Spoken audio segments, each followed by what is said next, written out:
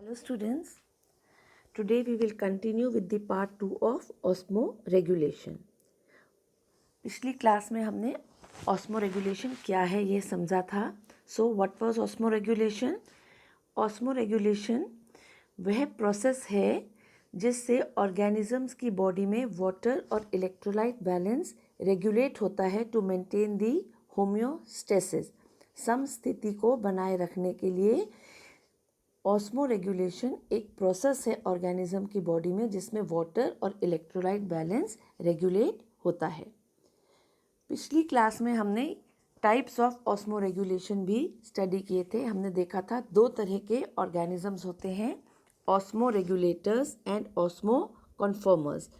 ऑस्मोरेगुलेटर्स वो ऑर्गेनिजम्स थे जो बॉडी की ऑस्मोलैरिटी को टाइटली रेगुलेट करते हैं और जो हमेशा कांस्टेंट रहती है.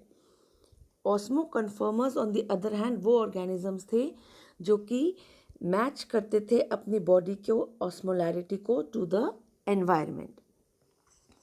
ऑस्मोरेगुलेशन जो है वो डिफरेंट ऑर्गेनिजम्स में हमने स्टडी किया था. हमने उसे इन एक्वेटिक एनिमल स्टडी किया था. हमने स्टडी किया था how fresh water fishes and marine fish जो हैं दे maintain their osmoregulation. We also studied osmoregulation in terrestrial animals और हमने देखा था कि how water gain is equal to the water loss. आज इसी को हम आगे कंटिन्यू करेंगे. तो जो मेजर प्रॉब्लम्स एनिमल फेस करते हैं with regard to osmoregulation, in most animals जो मेजॉरिटी ऑफ सेल्स होते हैं they are not in direct contact with the external environment but they are based by the internal body fluid. तो direct हर cell जो है वो environment के contact में एक्सटर्नली नहीं होता है.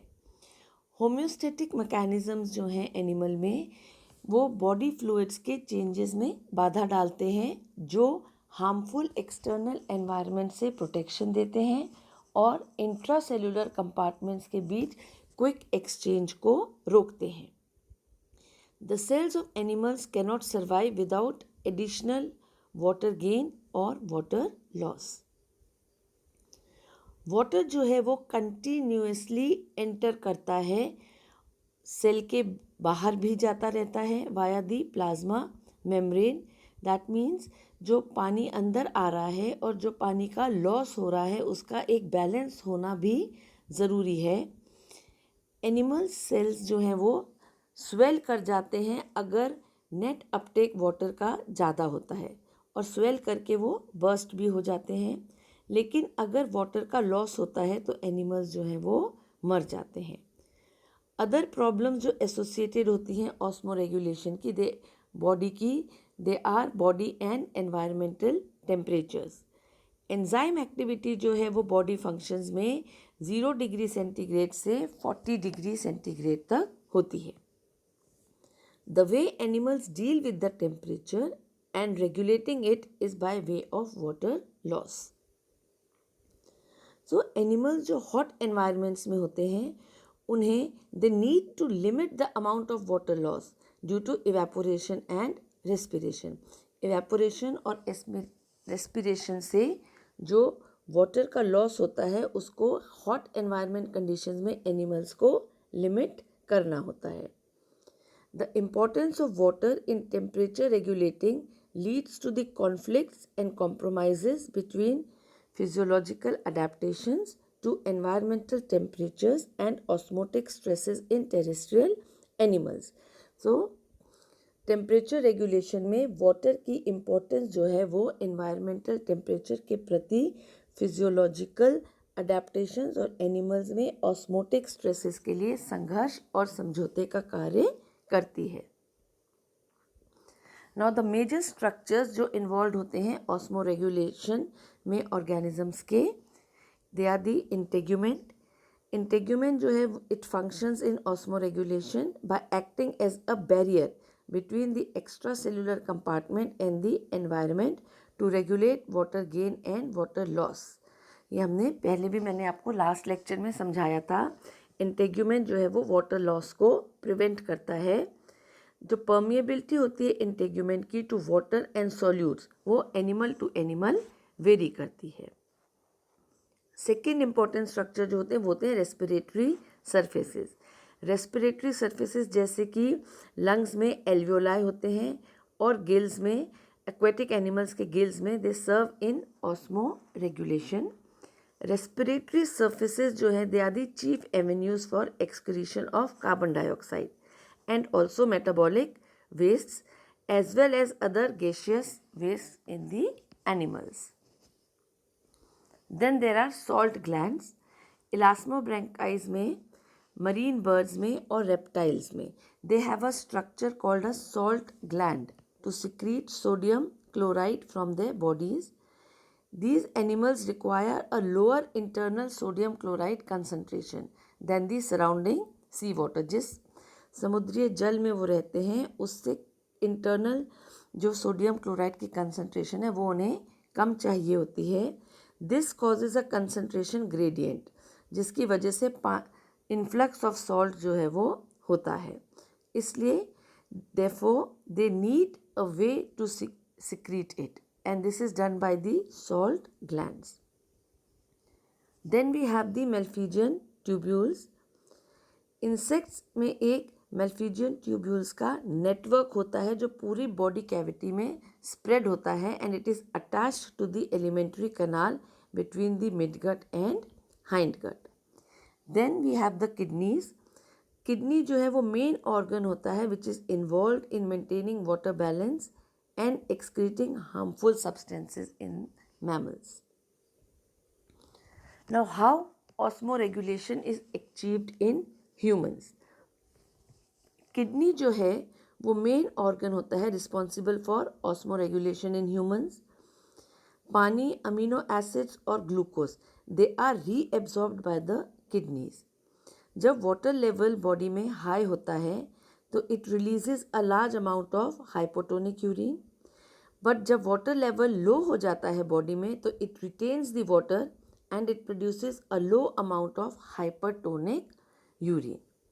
सो किडनीज जो हैं दे maintain the electrolyte balance of the body.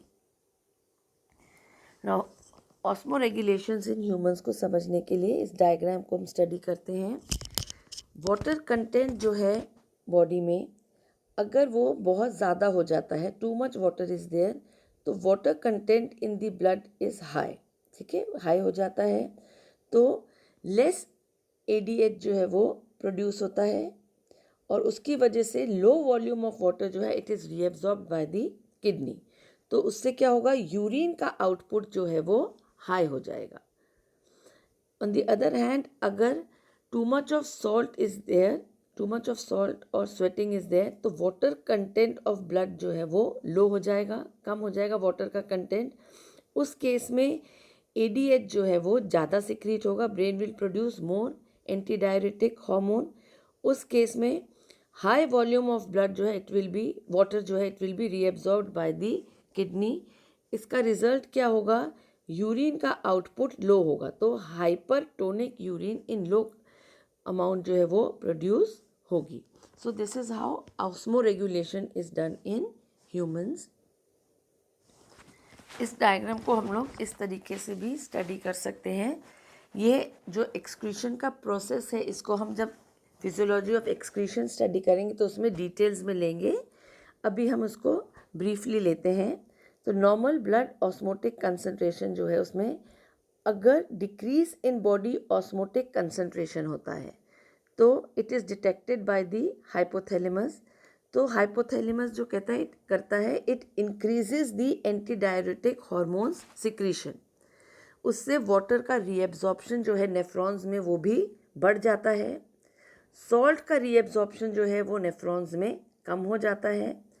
तो किडनी जो है वो small amount of concentrated urine जो है वो प्रोड्यूस करती है। सो उससे इंक्रीज हो जाता है in body osmotic concentration. Now on the other hand अगर नॉर्मल ऑस्मोटिक ब्लड कंसंट्रेशन को मेंटेन करने के लिए अगर बॉडी में there is increase in osmotic concentration, so ये भी हाइपोथैलेमस डिटेक्ट करता है। इस केस में क्या होगा, पिट्यूटरी जो है वो ADH एंटी डायरेटिक हार्मोन का सिक्रीशन को कम कर देगा। विद द रिजल्ट जो ट्यूब्यूल्स हैं उसमें वाटर का रीअब्जॉर्प्शन कम होगा। सॉल्ट्स का रीअब्जॉर्प्शन जो है वो ट्यूब्यूल से बढ़ जाएगा। सो kidney will make a large amount of dilute urine. तो हाइपोटोनिक यूरिन जो है वो, डाइल्यूटेड यूरिन जो है वो फिर प्रोड्यूस होगा। This will decrease in the body osmotic concentration. So this is how osmoregulation is done by kidneys in the humans. Now what are the factors which control osmoregulation? Osmoregulation के factors जो हैं, there are 3 important factors: osmoregulation, thermoregulation and regulation of blood sugar level. So homeostasis या समस्थिति जो है, it is important because it results in our cells being bathed in the tissue fluid which has the correct amount of water, mineral salts, glucose and temperature. So next class में, अगली classes में हम जो है वो membrane permeability को study करेंगे.